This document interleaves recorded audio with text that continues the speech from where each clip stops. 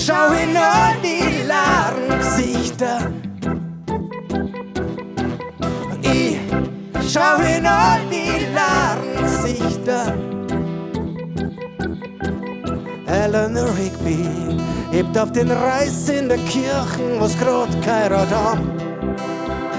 Und kehrt zusammen, steht hinterm Fenster, steht schon eine Zeit in ihr Glas, ja, und steht voll grad da.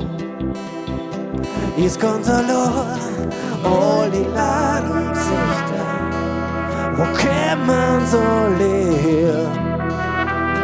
All die Ladengesichter, die haben keine Heimat mehr. Pfarrer Mackenzie schreibt grad einen Text für eine Predigt, die keiner hört. Und der Gott steht, schau wie er werkelt, stopft seine Socken im Dunkeln und niemand geht's an. Der arme Mann, all die Ladengesichter, wo kämen so leer? All die Ladengesichter, die haben keine Heimat mehr. Ich schau in all die Ladengesichter.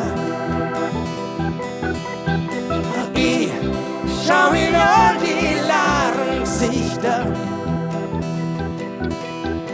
Eleanor Rigby, dort in der Kirche in Sorg liegt sie da ganz allein.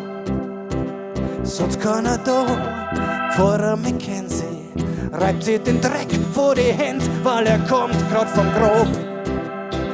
So eine Block, all die Ladengesichter, wo kämen so leer?